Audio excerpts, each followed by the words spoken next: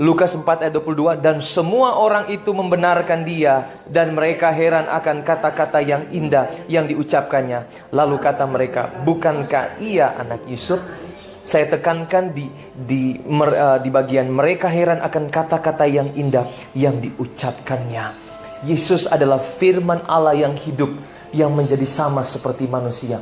Setiap perkataan Tuhan indah. Dimanapun dia berada di bait suci, dia berada dimanapun, dia selalu mengeluarkan kata-kata yang indah. Dan saya percaya saudara sedang mendengarkan firman Tuhan yang begitu kata-katanya sangat indah dalam hidup kita. Saya percaya perkataan firman yang mengubahkan hidup saudara. Dari dulu sampai sekarang saudara berubah, saudara kembali di hidup yang baru dalam Tuhan. Saudara mendengarkan perkataan Tuhan yang indah. Saya dari seorang muslim, ketika saya gereja, iman saya bertumbuh, saya dengar begitu kata-kata indah. Tidak sama seperti yang saya dengar di dunia. Begitu banyak kata-kata yang mengecewakan, kata-kata pahit, kata-kata yang membuat hati kita luka. Tetapi pagi hari ini, saudara, kita sedang mendengarkan kata-kata yang indah yang diucapkan oleh Tuhan Yesus. Amin. Seorang pemimpin harus mengeluarkan satu kata-kata yang indah.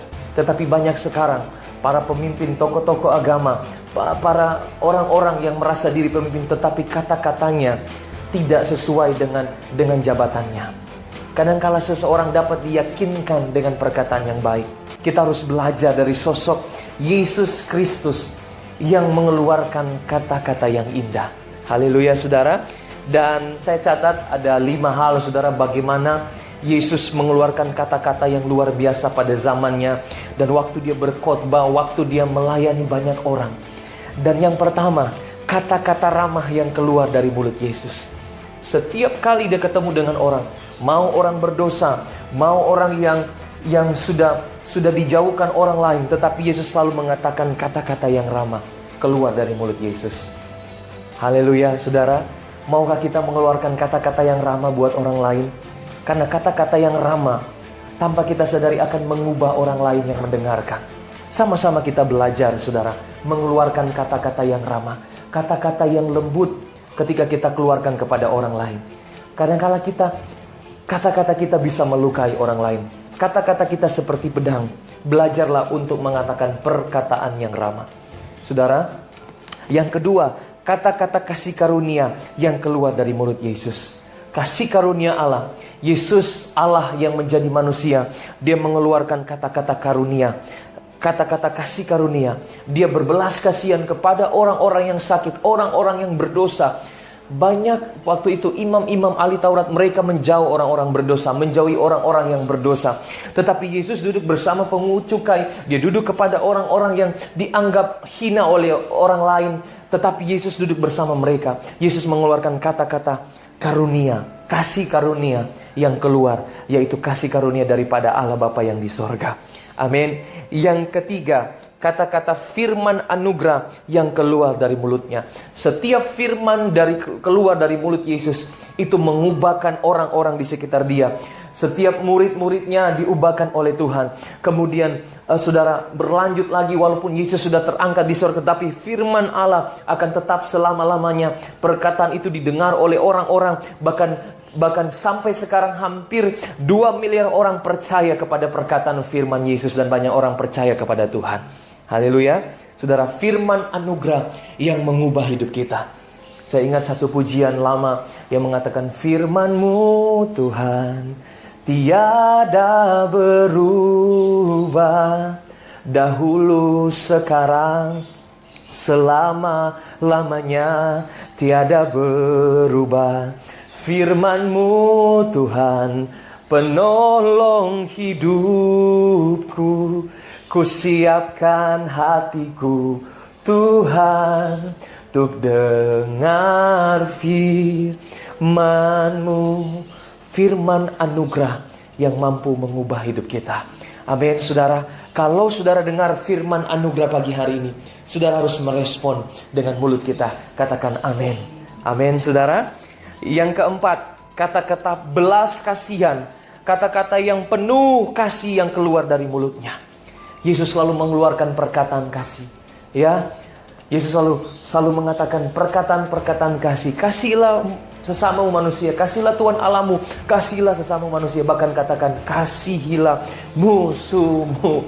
Ini pelajaran yang susah diterima oleh orang dunia.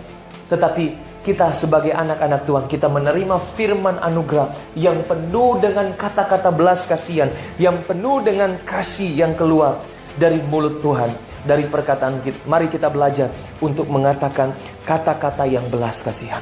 Amin. Kita bukan seperti orang dunia yang mengatakan kata-kata yang kasar. Mari belajar untuk mengatakan belas kasihan. Saudara, itu nggak mudah. Amin, nggak mudah. Untuk berkata-kata baik itu nggak mudah. Perlu waktu, perlu proses. Nggak seperti membalikan telapak tangan. Tetapi kalau kita mau diubah oleh firman anugerah, Tuhan, katakan pada dirimu, Tuhan, ajari saya untuk berkata-kata dengan baik. Perkatakan itu kepada dirimu. Hadaplah, lihat saudara, lihat kaca dan saudara katakan, kata-katamu baik, kamu akan berubah. Saudara, kata-kata itu berkuasa, saudara. Saudara bayangkan kalau saudara lihat di mall-mall atau di mana saudara lihat orang jualan. Mari Pak, wah ini bagus loh Pak, ini bajunya. Loh ini perawatan Pak, ini ada produk yang mampu menghilangkan flek di wajah. Yang mampu ini Pak, ini jerat-jerat bisa hilang. Saudara, kita sebenarnya nggak terlalu butuh. Tapi karena kita dengar omongannya dia, meyakinkan kita langsung beli barangnya. Tapi sampai di rumah saudara, bukan jerawat hilang tetapi makin bertambah banyak. Dan kalau saudara lihat, kalau kita jualan saudara, jadi waktu itu saudara, saya tawarkan kepada hamba Tuhan saudara, waktu masker ini saya tawarkan, saya bilang begini, ini sudah ada surat izinnya, ini produknya bagus loh, ini seperti ini. Oh ya udah pesan satu, nggak sekalian dua, kan sayang ongkirnya. Waduh, kamu mantap ini, marketing kamu bagus loh kan. Tapi sayang kamu jadi hamba Tuhan. Tapi gitu saudara, kata-kata itu meyakinkan seseorang, kata-kata itu mampu mengubah. Jangankan tentang firman, tetap hal-hal yang biasa-biasa aja. Kita ngobrol sama orang, kita jualan barang, atau kita mau, yuk kamu ini pakai obat ini. Saudara, kadang-kala kalau obat-obat herbal saudara, orang bilang ini kita minum, ya. Orang bilang ini kita minum. Ya, waktu saya juga kemarin minum ini. Jadi kita percaya akan perkataan orang. Artinya kita yakin bahwa obat itu bisa menyembuhkan kita. Wah, ini kalau obat ini bisa menyembuhkan ini nih. Saya ketemu orang di rumah sakit, dibilang kalau kamu mau anak kamu sembuh, ini buat ini. Dan kita percaya perkataan itu. Karena perkataan itu kita yakin karena kita butuh sesuatu dan kita yakin bahwa itu akan terjadi dalam hidup kita. Nah, sama halnya dengan firman anugerah. Amin. Kalau saudara dengar firman Tuhan hari ini, saudara harus percaya firman itu penuh dengan kuasa daripada Tuhan Yesus. Amin.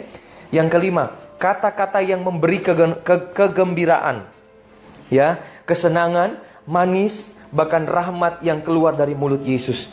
Jadi setiap kata-kata Tuhan menggembirakan orang, menyenangkan orang, manis. Bahkan hampir ribuan orang mengikuti Yesus karena mereka senang mendengarkan perkataannya.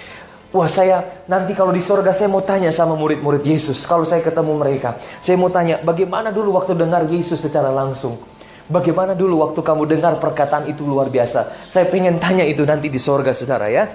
Saudara mau ke sorga? Amin. Siapa yang saudara mau cari? Ya, siapa yang saudara mau cari? Amin. Pasti saudara cari Yesus. Haleluya. Jadi saudara, mari belajar untuk mengeluarkan perkataan-perkataan yang manis dan mengembirakan. Kadang-kala perkataan kita seperti tikaman pedang yang menusuk dan merobek-robek hati seseorang. Tetapi marilah kita belajar untuk mengeluarkan perkataan-perkataan yang manis kepada siapapun juga, terlebih kepada orang tua. Amin, saudara.